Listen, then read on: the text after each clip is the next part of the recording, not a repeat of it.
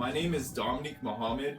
I'm 29 years old. I'm from Portland, Oregon. And this past year, I faced and defeated one of the toughest battles that I've ever faced in my life. When I was 20 years old, I was diagnosed with Hodgkin's lymphoma stage 4. I'm gonna bring on fellow cancer survivors to show you guys not only that you can beat any cancer, but that you can beat your zombie, whatever that is in life.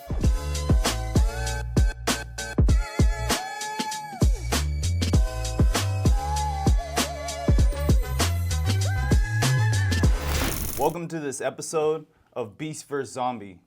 I'm Dominique Muhammad, your cancer survivor. Today, I have my boy Mike Ware with me. He's a fellow cancer survivor as well. So thank you for coming on and sharing your story with us. He has an amazing story. Let's get right into it. So how did you figure out, how did you get a diagnosis that you had cancer? Well, being an athlete all my life, you're always kind of in touch with your body, right? And so you kind of know when something's not quite right. I never thought of myself as somebody who could have cancer. I was, at the time it happened to me, I was like in my late 30s or, something like about late 30s, but I was in the prime of my life. Never drank, never smoked. I was always an athlete in the family. I was all state, cross country, 2 mile, all that. And took up weight training and sort of casual bodybuilding when I got a little older. Got out of college. But anyway, I started taking a lot of vitamins and supplements. So I noticed that, it turns your urine a kind of a funny color, right? But at the same time, it's consistent. One day coming out of the gym, I noticed that it had kind of a reddish tinge to it. I mean, something minor that most people, my doctor said, hey, most people wouldn't have even noticed anything. But I said, okay, something's not right. So I went in and talked to him, and they thought, oh, it's nothing probably, because he was looking at my profile too, thinking, he don't do anything crazy, and he's still fairly young. And next thing I know, they gave me antibiotics. They misdiagnosed me. They gave me fluoxetine. You ever heard of fluoxetine? It's like a high-level antibiotic that just, we're not sure what kind of infection you have, but you have an infection, they give you this broad spectrum. That'll knock out everything, okay? So I'm taking this antibiotic for about 2 weeks, and all of a sudden I noticed that the tinge started getting a little more pronounced, a little more like reddish. So I wasn't really nervous because I thought whatever this is, I thought of myself as a healthy person, and you're kind of bulletproof at that point. I didn't think anything of it serious, but it got worse and worse. And at the time I was a court administrator, and I was at a conference in Atlanta, Georgia. And went to the bathroom one day, woke up, and it was getting worse and worse. And the next thing I know, I was urinating pure blood. So that's when I went to the hospital. That's crazy. And like you said, being an athlete, you're in tune with your body. That's similar to me, right? Sure. I never thought I would get cancer at 19. I thought it might get me at 85, 90 or something like that. Really, that's what I thought. But right, like when it happened and the time that it happened, right? You said you're elite, physical shape, right? You're like early 30s. You're probably feeling real good, right? Yeah, I felt perfect. I mean, I was. You feel good, and that was the same with me. I just had gotten a little tired, but my whole life I've been an athlete. I'm real in tune with my body, and that's how I kind of knew is I was getting tired for no reason.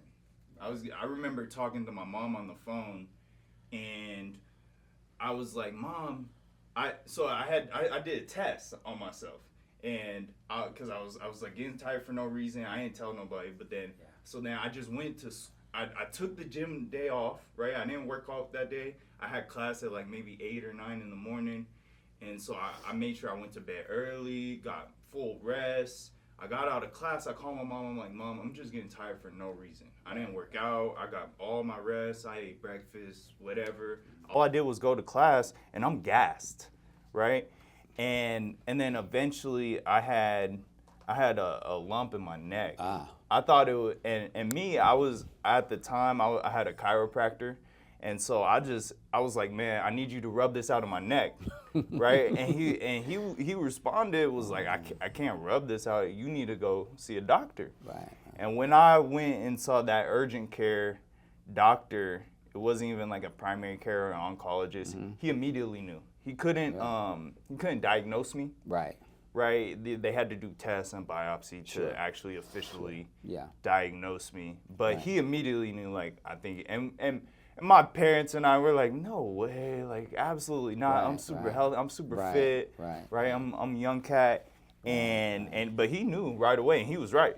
Mm-hmm. He was right. So what type of cancer did you end up having? Like, what diagnosis was that, and what was that like? Yeah. As you know, cancer is it's not one disease. I mean, it's many diseases, so to speak. I mean, well, I should say this. Some people say it's one disease, but it takes many forms, many different forms. So when people start talking about, can we cure cancer? Can we get past cancer?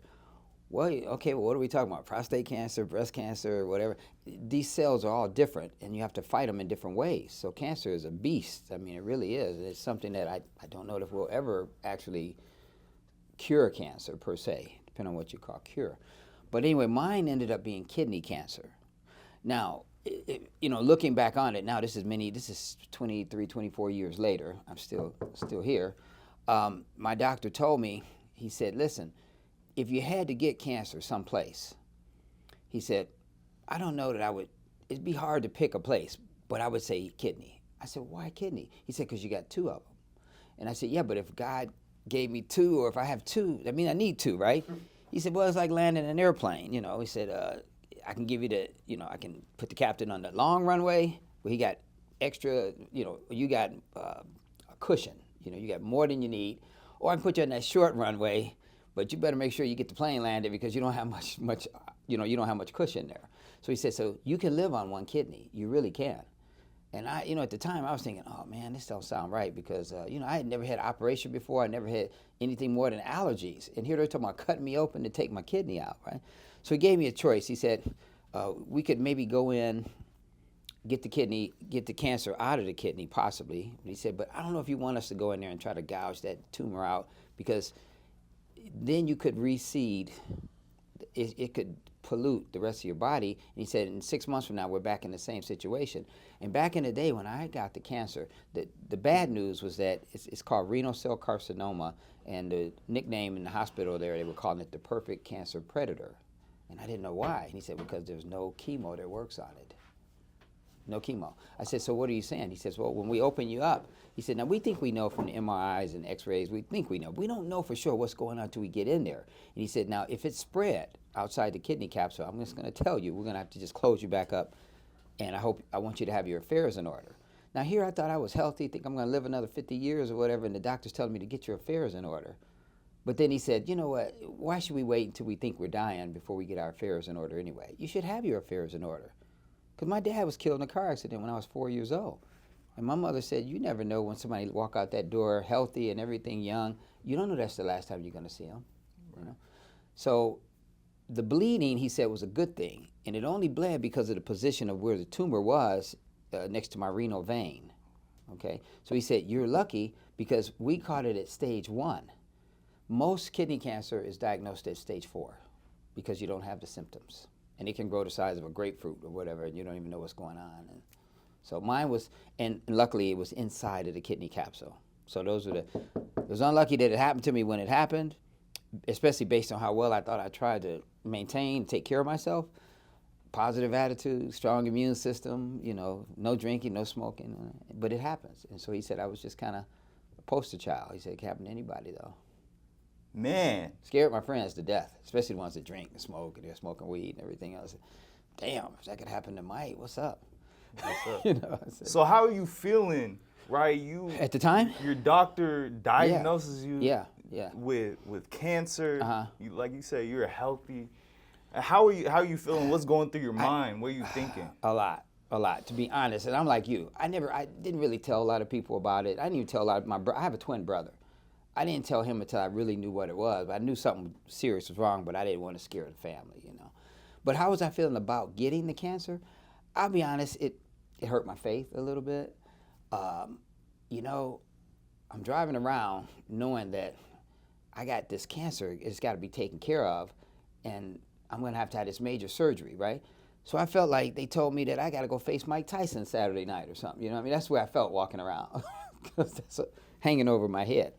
But I was angry because I felt like, what the hell is this? I don't get it. Why would I know it can happen to people, but you got these drug dealers, and coming from Detroit, I knew of a lot of awful people. And in my mind, I'm like, nothing wrong with his kidneys. And here he out here smashing people over the head and robbing people.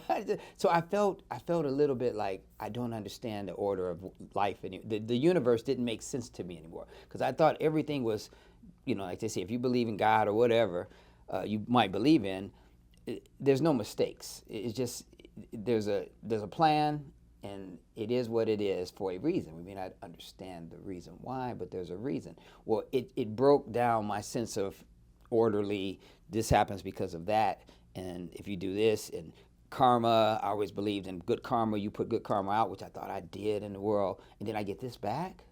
It didn't fit. It didn't equate. So that did bother me, and so I went through, what did I do? Did I eat something wrong? Was I around something, chemicals? I didn't know. So I was trying to figure it out. You can't figure it out. And my doctor told me, stop trying, okay? And then I was angry. And then I went through feeling sorry for myself a little bit. I didn't tell nobody that. And then I went to acceptance. It's funny how they tell you these things, you see it on a chart and everything, but until it happens to you or somebody close to you, you can't really relate to it. So I did go through, I don't know how many phases you're supposed to go through, whatever, but I probably went through all of them. And finally I got to the acceptance part. It is interesting because, right, like, you don't know how you get cancer. They don't really tell you. We can guess. You can guess. Yeah. You can kind of judge, because like you said, I felt a lot of those same things, yeah. right? Like, why me? Why me? Right? Why me? It's not hereditary. It doesn't run in my family. Again, like you said, I feel like I'm a good person. I try to care for people. And are you being punished? Or what right. Is this, and trying to understand, but then eventually you get to a point where you accept it, right? Because, and like a major pivotal point for me, and my dad always brings this up, and he always tells me he's super proud of me, is he asked me, the same question I just asked you, but this was during the time, like, how are you feeling? Uh-huh. And what are you thinking about this? Like, the doctor is how telling you got cancer, son. Like, what do you think about this? Yeah. And I remember saying to myself and telling him that I don't know what's going on, but I feel good, right? And like, we just have to figure out how to beat this. Right? And whatever that is, whatever that takes, we just gotta figure that out. We just gotta beat this. Like, I'm not gonna die. Right. Like, I had no thoughts of like, oh man, it's a wrap, it's over. Right. And some people could definitely feel that. Yeah. And in my situation, I felt confident, and I tried to lead by example with my attitude through the whole process, based off of like what I thought and how I thought it would impact others. The idea was to feel confident in myself and confident in the plans that I was receiving and the stuff that we were doing, and ideally that helped other people see me and be confident. Sure. And because it's like war. I say this all the time. It's like war, right? Like, you're battling for your life, and you need all the energy that you can, all the prayers, all the good vibes, because it's very easy for people on the outside looking in. When you hear the cancer word, right, people is very negative for a lot of people. Right. And it's impacted a lot of people in very negative ways. And so I can relate to that, because it also, you hate to say there's a silver lining to everything, but there really is. And when I look back on it, I got to that point to where I could see some of the positive things that came out of it. Not that I'd ever want this to happen to somebody or go through it again, but I learned a lot about human nature. I learned about people. My friends, quotation, air quotes, my friends, acquaintances, people I knew, they divided into two camps. They didn't mean to, but this is just what happened, and I noticed it. One camp was the people who said, wow, I don't know what's going on, and I'm scared for them, but I'm going to stick, I'm there. I'm going to stick by them. What can I do for you? Man, I don't know what to do, but what can I do? And then there was people who shunned. They just shut off. They just cut off. They just shied away. You're a weirdo now. Well, I went back years later, and talked to those people about that and asked them what happened. And you know what they told me? They said that we thought you were going to die, and we just thought you were going to die, and we didn't want to be there for it or whatever. And they also said that they were scared. I said, well, why were you scared? He said, because, man, I know none of us live our life Spartan like you do. We eat, drink, we don't work out, nothing of that stuff. And we just thought, we know the positive attitude you have and all that, and we thought of you as kind of the person who would be healthy for a long time. So he said it scared us internally to think that, wow, if this happened to a person who took care of themselves like that, they said that they felt very vulnerable. And that's real. So I can relate to two parts of that, right? Like and I tell people this, it was a blessing that I got cancer. Well, in certain ways. I know what you're saying. In certain ways, right? And right. for one of those reasons was I know who's in my corner, and I know who's not. Yeah. Right? It helped me filter out the people in my life and really understand who really supports me, who really cares about me, right? And it gives you an understanding of the people that you can go to war with. Yeah, exactly. Right? Exactly. The people that you can trust with certain things and understand who is really there for you. Right. I found that out too. Yes. And that's a big deal. And I always really appreciate it. And it's crazy, like you said, they were scared for you, right? Like, and they were scared for themselves too, though. Exactly. It's weird. Yeah. But I also believe, like you said a little bit earlier, everything happens for a reason, right? I'd like to believe that. That's what I believe. That's what I believe is everything happens for a reason. And if I was here and and God gave me this, right, and I got through cancer, it's like He doesn't give you things that you can't deal with. It's like the saying, right? What He gives his toughest battles to His strongest warriors, or however you want to say that. Right. And that's you. You know what I'm saying? That's how I envision myself. Sure. Well, here's a funny thing. Some people aren't comfortable talking about their religious beliefs and all that. And I was in college for many years and working on my master's and all that. So let's face it, I was hit with a lot of science. And the more of a scientific mind you develop, the more of a challenge for your non-scientific mind or your let's say your religious beliefs or whatever. Because religion, when the two roads come together, when you talk about scientific fact, you follow that or you go with faith. In fact, I mean, there's a fork in the road a little bit. It is. And I tried to marry both of them together because I got to tell you, in my life, everybody has tendencies of a little bit of agnostic feelings, if you know what that is, meaning that I believe there's a higher being, there's a God, there's existence of a God, but at the same time, certain things happen that make me question and wonder that. And most people won't admit it, but I don't mind. I tell you how I really feel. But if I had to say the epiphany that I had during this, and I was happy to tell people this because it was weird. When everybody was trying to help me, my friends, I had a lot of good friends. I really did. People sending me Kabbalah water and shit, like everything. They're trying to help. They were trying to help. They didn't know what to do, but they were trying to help. And I just said, hey, thank you. I really appreciate that. So my buddy worked for George Foreman, who's the former heavyweight champion of the world. George Foreman's sister was battling cancer just like me, a different type of cancer. But because my buddy knew George, he talked to George about me, and George had his sister's oncologist call me from Houston, Texas. And he said, hey, I understand that your childhood friend works with George now, blah, blah, blah. He said, well, you're part of the family too. And I'm like, wow. So he said, send me all of your medical paperwork and let's see what's what. Because he worked for, what is that cancer center in Houston? It's supposed to be the #1 cancer center of the whole country, the whole world. I think it's called MD Anderson. Okay. MD Anderson. So he asked me to send him all my stuff, and I did. So at the same time, I'm doing my own research. What can they do for me locally here in Vegas? Where else can I go? To Mayo Clinic. I was looking at scripts and all that. So I had about 8 or 9 oars in the water trying to figure it out. Where do I go? What should I do?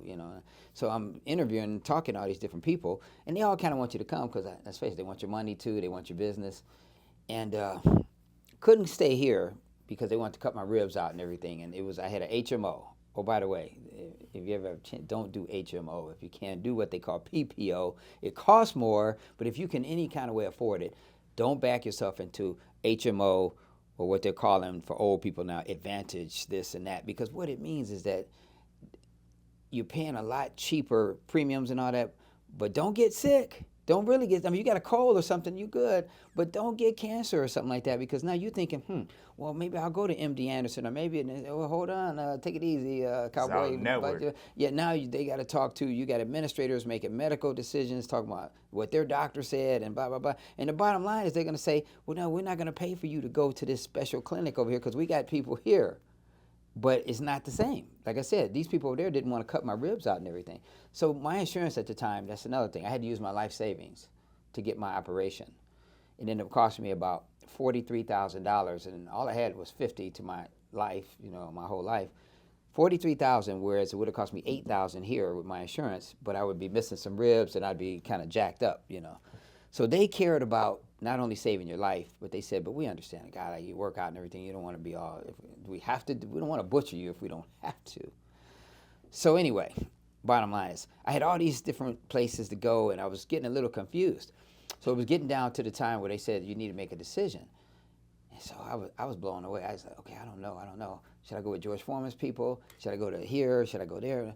So I prayed. I gave it to God, and I prayed about it, and I said, look, this is too big for me. I don't know. Tell me something. I need some direction. I really don't know. And I'm telling you, within 2 days, because I was getting all these phone calls. I would get 10, 12 phone calls a day. The scheduling nurses called me back. What do you want to do? Blah, blah, blah. Boom. When I prayed about it, I really gave it up. I let it go. I gave it to God. I said, I just don't know what to do. Tell me what to do. Where do I go? I don't know. This is how it came to me. All of a sudden, all the phone calls stopped. All of them, except one. And it was the people at Scripps in La Jolla. And they were calling, and they said, hey, we just want to let you know that Doc is ready to, we're going to save your life. We're going to do it for you. We're good. We can take care of you.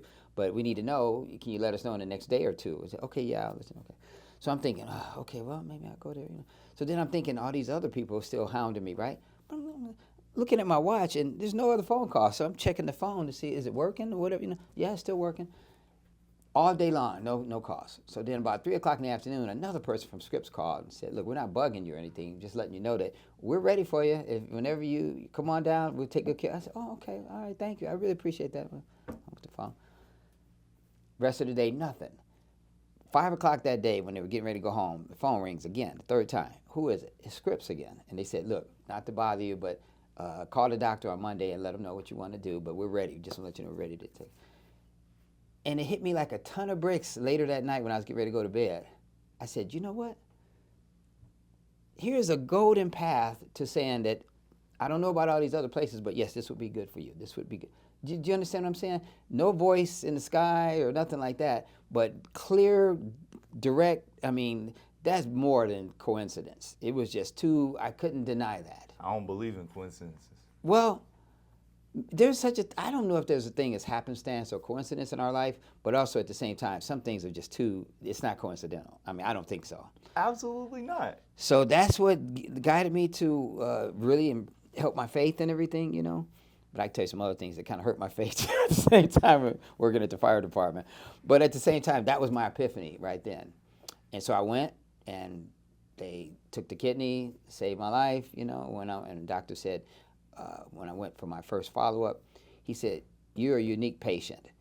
I said, oh, really? I said, you mean like, am I like patient number 700 and 1,000, whatever, and I win $1 million, a door prize or something? He said, not like that, but it is unique. He said, you're the first patient that I'm going to tell something to, and I've never told any other patient.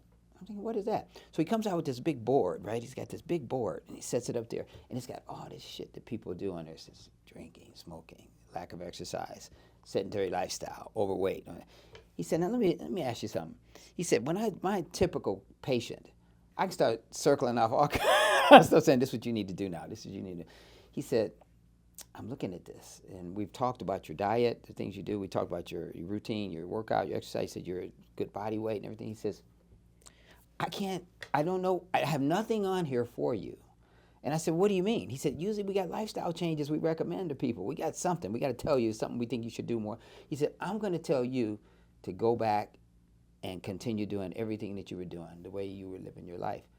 I said, well, yeah, but I got cancer, living my life that way, Doc. He said, I know. He said, who's to say that caused it?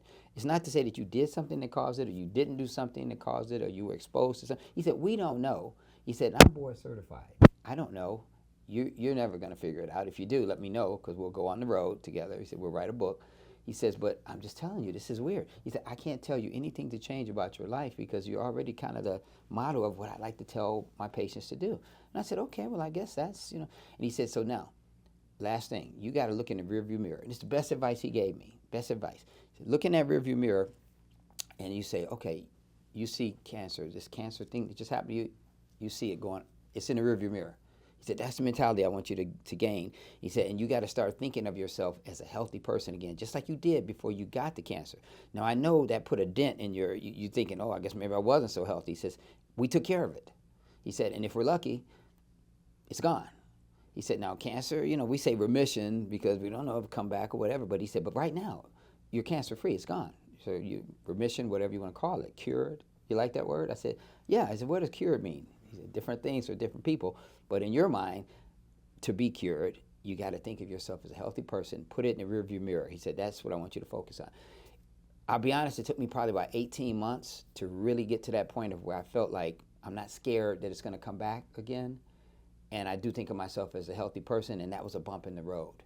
That was a hard thing to get to, really get to, but I did finally, and it was like took a weight off my shoulders. And like, if I get cancer again or when I get cancer again, I'm not worried, I'm not scared because it is what it is. I mean, it just happens. So.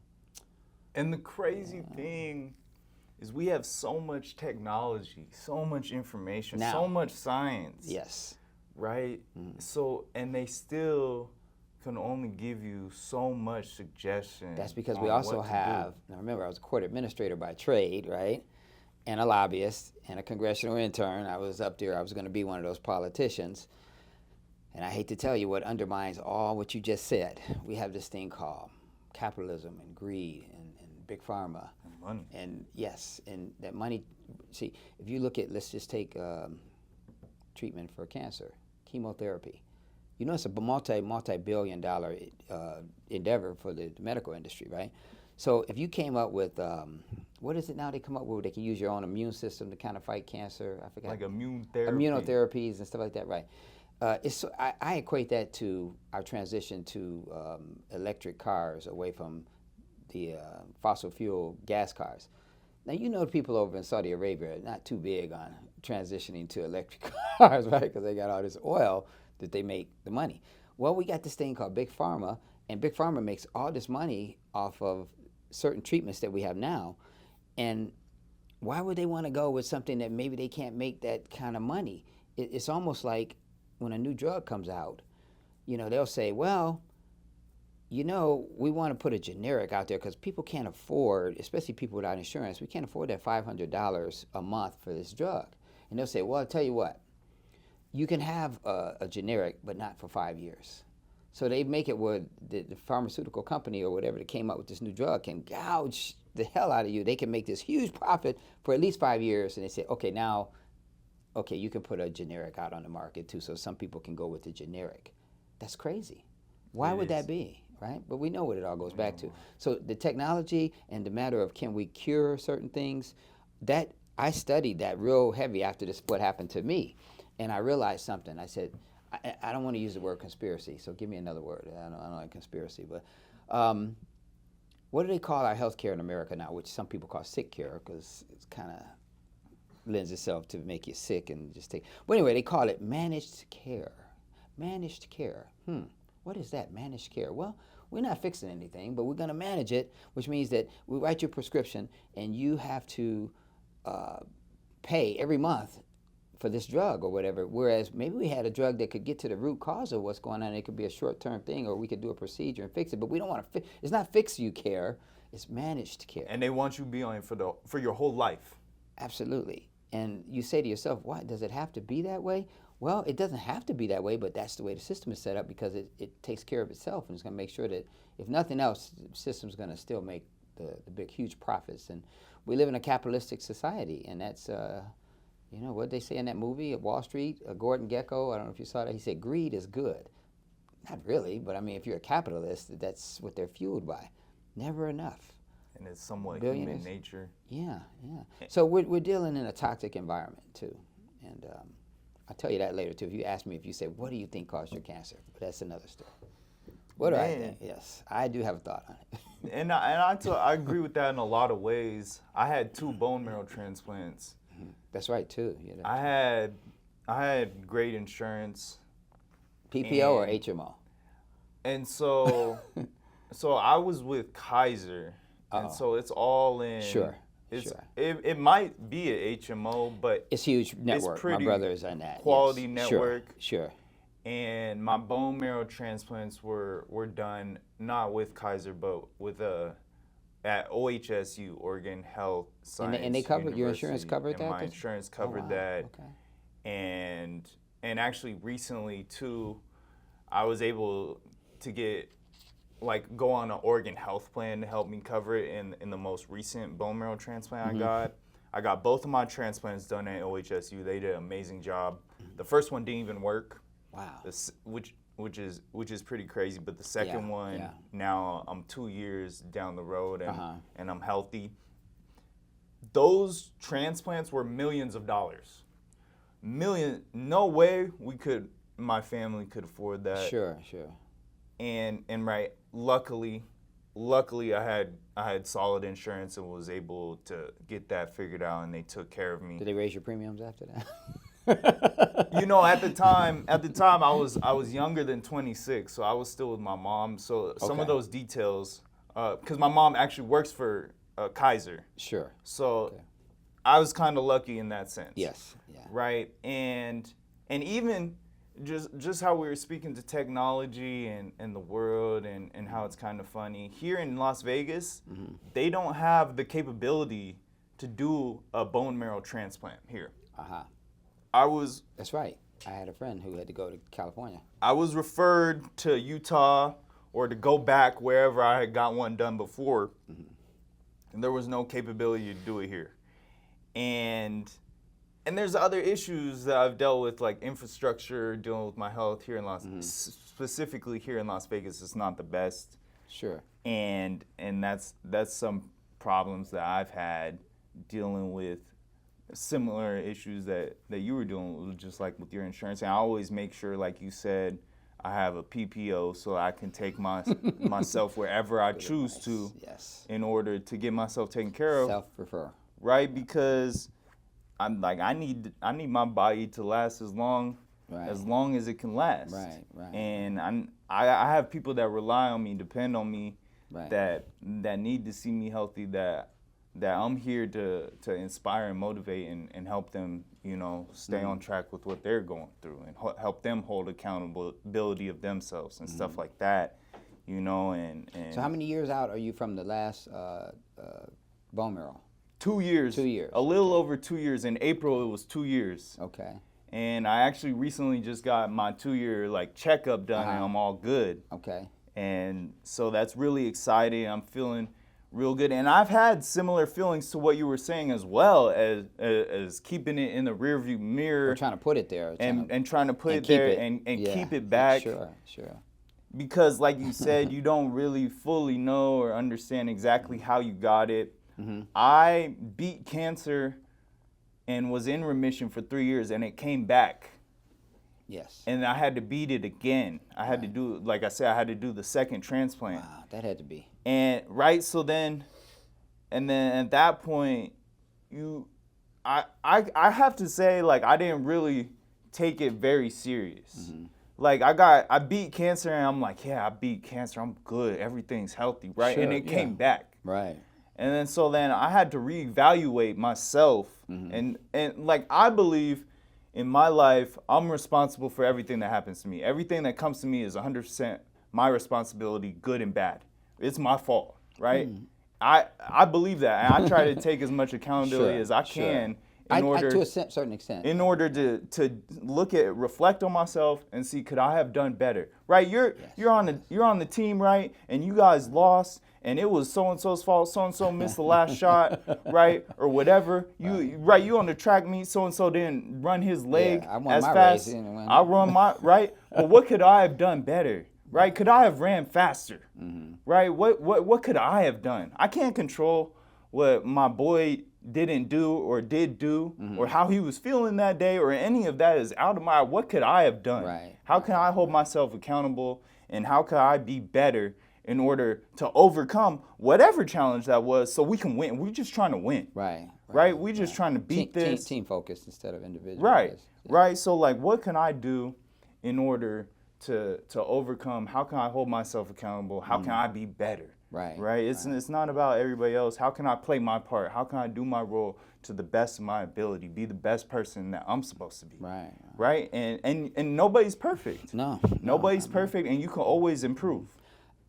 And I get it, and then so, you know, it's kind of like, as survivors, you know, now I'm a lot older than you, so it's a little different, because see, people in my age category or whatever, we're kind of scared anyway, because we figure, oh, this is about the time you start getting sick, and a person, you know how old I am, right? I'm old, but a person my age get COVID or get sick, and you go to the hospital, and you know your friends and family looking, oh, this might be it.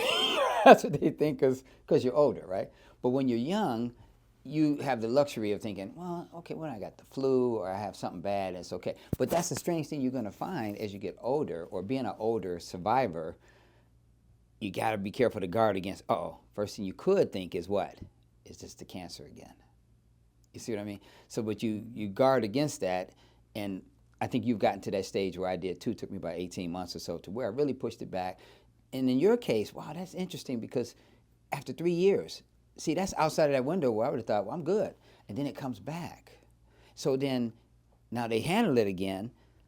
How do you say to yourself, it ain't coming back when, you know, it did after 3 years? That's a tough situation. That's a mental, that's think tough. Also with myself, like I said, I had to really look at myself and really take accountability and make some changes and do some lifestyle changes that in my mind make sense and make me feel confident in moving forward. Right. And that's all you can do. Well, true. And I try not to do the crazy thing, which is what some people do, which is, don't get me wrong, everybody's trying to figure out this world and this life and what happened and how can I avoid that from happening again. So some people that were in the situation I was in, they ran out and they said, okay, I need this black sea moss. I need this. I need vitamin. They got all kind of, and there's and there's a lot of charlatans out there that'll tell you that, oh, this is a cure of cancer, or drink this alkaline water, or is it alkaline water or alkaline water? Is that the good stuff? Or, yes. Okay, you know what I'm saying, right? Yes. And then they say, oh, you got to lower the inflammation in your body, all kind of different things. So here again, we're not doctors, and you say to yourself, this is probably some good stuff, some of it, but I can't do all of that. I can't take all those vitamins. So what? I had to try to narrow it down to something reasonable. And so I went back to the vitamins I used to take. I don't take as many anymore because, I was a little over the top. I was a little OCD with the vitamins because when I was running track, everything that sounded like it could give you more energy, stamina, or whatever, okay, I'll take that too, you know. No, never did steroids or anything like that, though, because I was always a naturalist and I wanted to benefit my body. So I had to resist the urge of going out doing all the wild, crazy stuff people, holistic doctors and everybody's telling you this is what you need to do. And, you know, you got people coming to you saying, well, this is why you got cancer. And I said, come on, I mean, it gets a little crazy, you know. So I had to put myself in this box and say, okay, I'm just going to say, what do I think is right for me? Now, I do research because I didn't go to school for this stuff, you know, but I'll go out and do some research. I have friends who are doctors. I like to bounce it off of them. I like to bounce it off different professionals and everything. And so then I come up with, like you said, a game plan, a life plan. And I think pretty good because, I mean, I don't know. If the cancer had come back by now, I'm not going to necessarily say I did something wrong because I don't know what caused it in the first place. But you just got to move forward. And the good thing about it is you get to use your life as an example. And I get people who call other people who knew about me, what happened to me. And they're like, yeah, you remember the guy that worked at the course? Is he still alive? Or she said, yeah, he's still alive. And why? He said, well, that was a long time ago, but somebody in my family has that cancer thing. I want to talk to him. Can I talk? And they'll call me, and I'm more than happy to help them and make sure they understand that everybody's situation is different. But here's some things I went through, and here's some landmines that I stepped on. You don't need to. You might step on some different ones, but you don't need to step on the same landmines that I stepped on. Dealing with the bureaucracy of the medical insurance industry and all that stuff, you know. So I'm happy to be able to try to help people not to overreact or to get sucked into some charlatan situation where they're spending a whole lot of money on going to do a stem cell thing in Germany because they said they think that. Now, I don't know. There could be efficacy to that stuff, but I just tell them, be careful. You know, try to research it best you can because when you're sick, or they're telling you that you got a disease that can kill you like that, we can get a little desperate, and people take advantage of your desperation to try to make money off of you sometimes. And so that's one of the big things I kind of hated to see about our country, and I hated to see how the pharmaceutical take advantage of us too, and they still do. And I guess some things are not going to change, you know. But at the same time, I came through it, came out the other end. Here I am now. It did affect some major things in my life, you know. I'm supposed to be, like I said, I was a court administrator by trade, and I got recruited by the fire chief. Did my last 9 years with Clark County Fire, which is a great thing. Public safety agency. Is a wonderful thing. It really is. But I was supposed to go back and work with the judges, and I was going to be a professional mediator or something to take advantage of all that schooling I did and everything, and we were going to go make a lot of money and this and that. And then a friend of mine reminded me that, oh, I thought you said you was going to work with animals when you finish your career. And I said, oh, that's right. I got caught up in this thing trying to make money or whatever. And she was right. And so I, again, went back, prayed on it. Sure enough, it came back that, nope, that's the right thing. And you want to put out there in the universe what's the right thing. I couldn't live with myself if I did. So now the judge thought, even called me stupid. He said, what are you doing, man? What are you doing? You did all this, now you got all this background. Come on, man. You can make, how much money you make taking care of those dogs? I said, not much. Matter of fact, I don't charge them that much. He said, why? I said, I'm not doing it for the money. He says, well, whatever. He said, it just don't make any sense. I said, well, I got to look in the mirror. And I said, you know what? This may sound corny, and you may not be able to relate to it, but, man, it was the best thing to be able to find something, and you can say, you know what? I think this is really what I'm here for, at least part of why I'm here. That might sound crazy.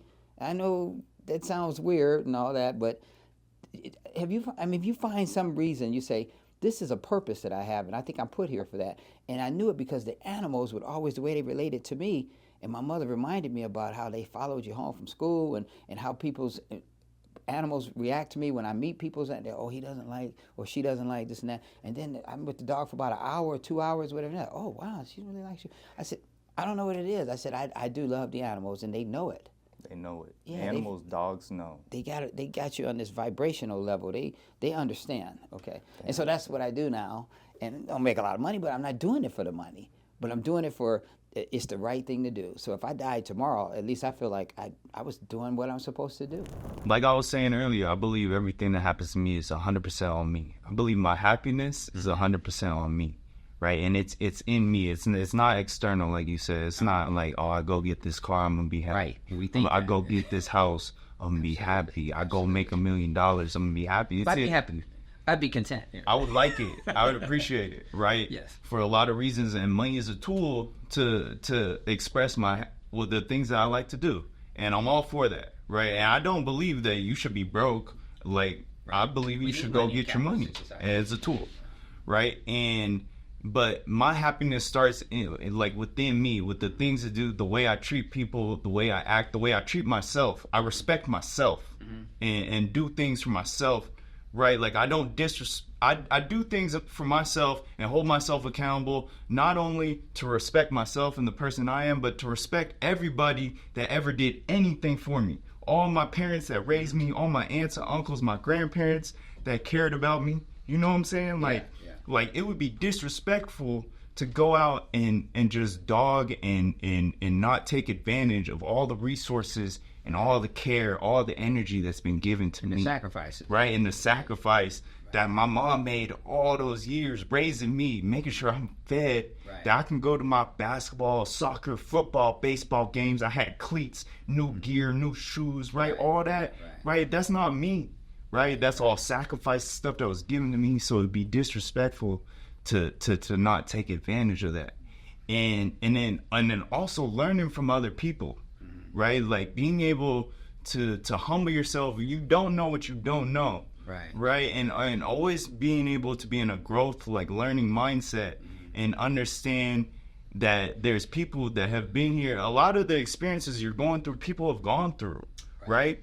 And you can learn, you can mitigate. You might not be able to, it's not the exact apples to apples same experience, but you can mitigate as many mistakes as possible, and you can move through life faster, more efficient, right? And it's important to have mentors and people that you look up to, and but also the right mentors, people that have the correct factual information, right? You're not looking up to people that are doing it the wrong way. Right. And so that's it. That's all we got today on this episode of Beast vs. Zombie. Go too long, did we? Thank you for coming on the show. I really appreciate you sharing your story. Thanks for having me, man. I've been late to, so I didn't realize we're on the same This is a page. great conversation. Yeah. If you haven't already followed the podcast, Beast vs. Zombie, follow on Instagram, Facebook, subscribe on YouTube, drop comments, leave a review, and make sure you tune in for the next episode. Be a beast.